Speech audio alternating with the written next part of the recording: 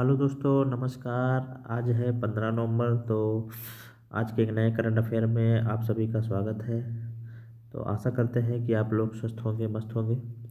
तो जैसा कि कल आप लोगों ने देखा कि बिहार में मतगणना हुई, जिसमें फिर से एक बार एनडीए की सरकार ने पूर्ण बहुमत हासिल करते हुए बिहार में फिर से सरकार बनाने जा रही है और हमारे नीतीश कुमार जी फिर से एक बार मुख्यमंत्री बनने जा रहे हैं।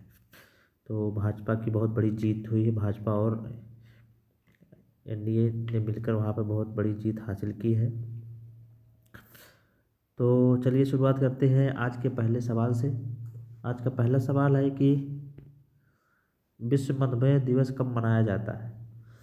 तो इसके ऑप्शन देख लेते हैं। ऑप्शन नंबर ए 12 नवंबर, ऑप्शन नंबर बी 13 नवंबर, ऑप्शन नंबर सी 14 नवंबर, ऑप्शन नंबर डी 15 नवंबर। तो इसका राइट आंसर होगा ऑप्शन नंबर सी 14 नवंबर। आइए इसकी व्याख्या हम लोग देखते हैं। विश्व मधुमेह दिवस 14 नवंबर को मनाया जाता है।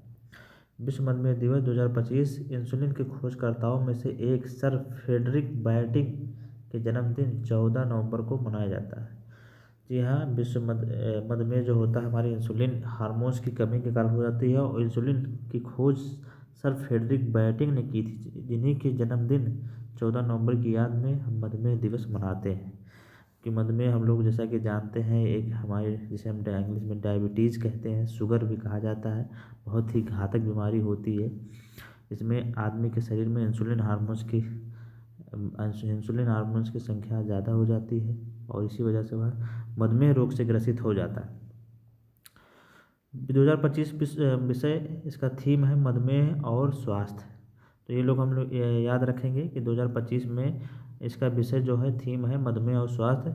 विश्व मधुमेह दिवस विश्व मधुमेह दिवस मधुमेह के प्रति सबसे बड़ा वैश्विक जागरूकता अभियान है, जिसका आयोजन अंतर्राष्ट्रीय मधुमेह संघ IDF और विश्व स्वास्थ्य संगठन WHO द्वारा किया जाता है।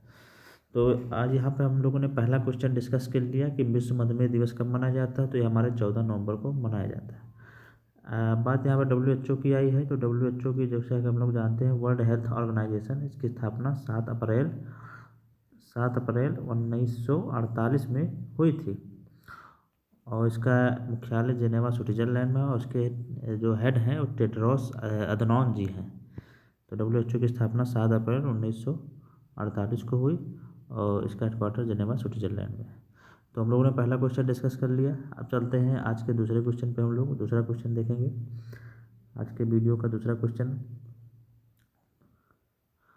तो दूसरा सवाल है कि वैश्विक रेटिंग एजेंसी मूडीज ने 2026-27 में भारत की अर्थव्यवस्था दर कितने रहने का अनुमान लगाया है। तो आइए इसके ऑप्शन देख लेते हैं। Option number A 5.5%, option number B 6%, option number C 6.5%, option number D 7%। तो इसका राइट आंसर होगा ऑप्शन नंबर सी 6.5%। आइए इसकी व्याख्या हम लोग पढ़ेंगे।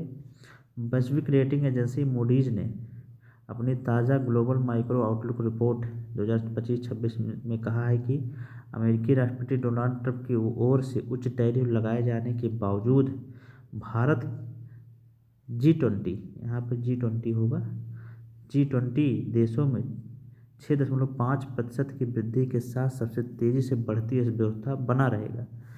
भारत की वृद्धि को मजबूत बुनियादी ढांचा, निवेश, मजबूत घरेलू उपभोक्ता मांग और निर्यात विविधीकरण से मदद मिलेगी। मूडी ने RBI की मौद्रिक नीति की प्रशंसा की, जिसने देश को स्थिर विकास पथ पर बनाए रखा है। और रिपोर्ट में कहा गया है कि भारत में RBI ने अक्टूबर में अपने रेपो रेट को स्थिर रखा है। यह दर्शाता है कि RBI अपनी नीति के प्रति सतर्क है, क्योंकि महंगाई कम है और विकास मजबूत स्थिति में है। तो यहाँ पे वैश्विक रेटिंग एजेंसी मूडीज ने भारतीय अर्थव्यवस्था का अनुमान लगाया है 2026-27 में कि भारत की अर्थव्यवस्था 6.5% रहने के, G20 देशों में 6.5% वृद्धि के साथ सबसे तेजी अर्थव्यवस्था बना रहेगा। रिपोर्ट में वैश्विक विकास दर का भी जिक्र किया गया, लेकिन इसमें कहा गया है कि वैश्विक विकास दर स्थिर लेकिन कमज़ोर रहने की संभावना जताई गई है।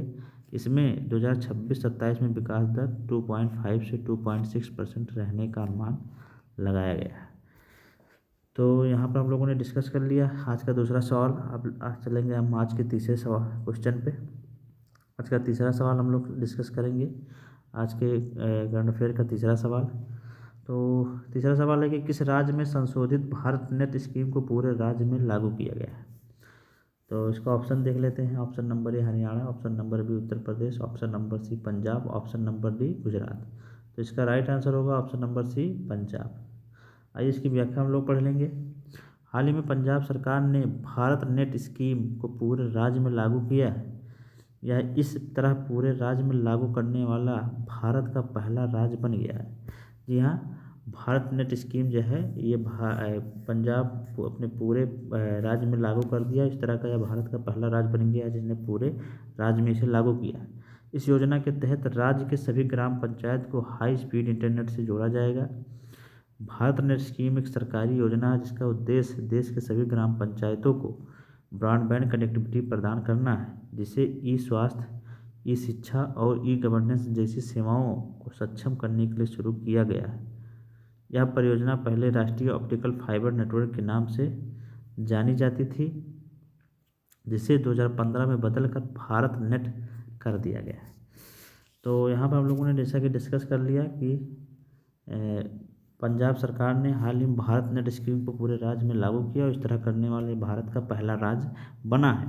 और यह भारत नेट स्कीम सभी देश के सभी ग्राम पंचायत को ब्रॉडबैंड कनेक्टिविटी से जोड़ना ही इसका मेन फोकस है, मेन लक्ष्य है। तो यहाँ पर हम लोगों ने तीसरा क्वेश्चन डिस्कस कर लिया आज के करंट अफेयर का। अब चलते हैं आज के करंट अफेयर के चौथे सवाल पर। चौथा सवाल देखेंगे कि आज का चौथा सवाल क्या है। तो चौथे सवाल में है कि 24वीं एशियाई तीरंदाजी विश्व चैंपियनशिप कहाँ आयोजित किया जा रहा है। तो इसके ऑप्शन देख लेते हैं। Option number A New Delhi, option number B Dhaka, option number C Kathmandu, option number D London. तो इसका राइट आंसर होगा ऑप्शन नंबर बी ढाका। तो आइए इसके व्याख्या पढ़ लेते हैं। 13 नवंबर को भारत ने ढाका में आयोजित 24वीं एशियाई तीरंदाजी चैंपियनशिप 2025 में शानदार प्रदर्शन करते हुए कंपाउंड स्पर्धाओं में 3 स्वर्ण और 2 रजत पदक जीते। ज्योति सुरेखा ने अखिल भारतीय कंपाउंड में पृथ्वी प्रदीप को 147-145 से हराया।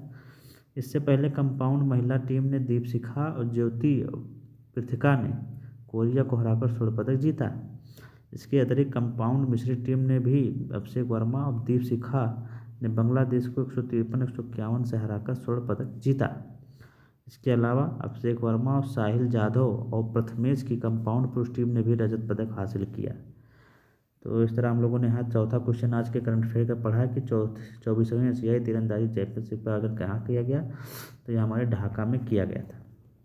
अब देखें हैं आज के अगले सवाल पे हम लोग चलेंगे। आज के करंट अफेयर का अगला फैक्ट हम लोग देखेंगे। तो आज का दिन विशेष 14 नवंबर के बारे में जानेंगे।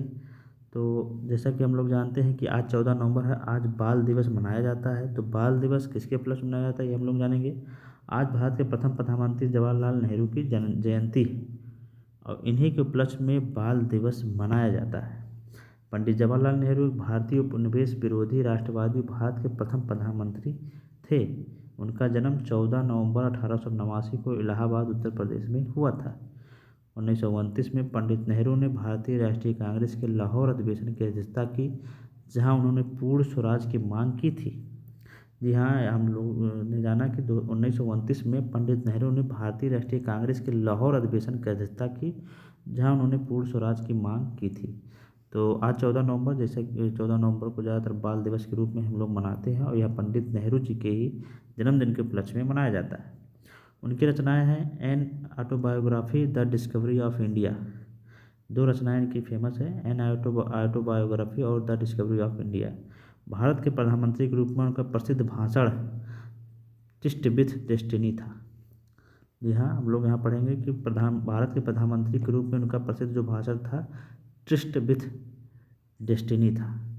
तो आज के विशेष में हम लोगों ने 14 नवंबर के विशेष में हमारे पहले प्रधानमंत्री जवाहरलाल नेहरू के बारे में जाना। आज उनकी जयंती है। अब चलते हैं आज के अगले पोर्शन पे। आज के करंट अफेयर के लास्ट पे हम लोग स्टैटिक जीके में देखेंगे कि स्टैटिक जीके में आज क्या है। तो स्टैटिक जीके में आज आधुनिक इतिहास के प्रमुख विद्रोह हैं और उनकी महत्वपूर्ण सूचियों को डिस्कस किया गया है। तो यहाँ पर प्रमुख हम विद्रोहों के बारे में देख लेंगे, पढ़ लेंगे। चलिए शुरुआत करते हैं। पहला रंपा विद्रोह जो कि 1922 से 1924 में हुआ और यह आंध्र प्रदेश में हुआ था, और इसके चालू करने वाले जो थे सीताराम राजू रंपा थे। सीताराम राजू रंपा के अगुवाई में हुआ यह विद्रोह, रंपा विद्रोह 1922-24 में हुआ था आंध्र प्रदेश में। पावना विद्रोह जो कि 1873 से 1876 में, इसमें ईशान चंद्र राय, केशव चंद्र राय और शंभुनाथ जी थे, और यह बंगाल के क्षेत्र में हुआ था। फिर अगला हम लोग देख लेंगे ताना भगत आंदोलन जो कि 1914 से 1915 में, और इसके जतरा भगत और बलराम भगत इसके मेन मुखिया थे, और यह छोटा नागपुर क्षेत्र में हुआ था। कुकी आंदोलन 1917 से 1919 इसका कार्यकाल कुकी जनजाति के द्वारा किया गया, और यह मणिपुर और त्रिपुरा में ज़्यादा हुआ था। फिर है हमारा बारदोली सत्याग्रह जो कि 1928 में सरदार पटेल की अगुवाई में हुआ था, और यहीं पर सरदार पटेल को सरदार की उपाधि बारदोली की महिलाओं के द्वारा दिया गया था, और यह गुजरात में हुआ था।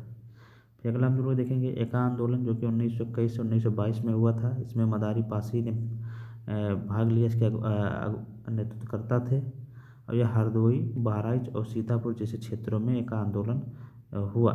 फिर अगला हम लोग देखेंगे तेभागा आंदोलन जो कि 1946 में हुआ था, और इसमें कंपाराम एवं भवन सिंह थे, और मुख्यतः यह बंगाल के क्षेत्र में हुआ था। तेभागा आंदोलन 1946 में हुआ था, कंपाराम भगत सिंह इसके प्रमुख नेतृत्वकर्ता थे, और यह बंगाल के क्षेत्रों में हुआ था। तो इस तरह आज का करंट अफेयर पे हम लोगों ने डिस्कस किया।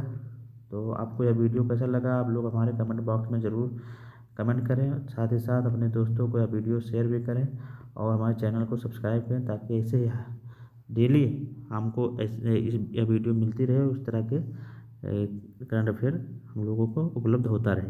तो फिर हम लोग मिलेंगे अगले नए एपिसोड में। तब तक के लिए नमस्कार, जय हिंद।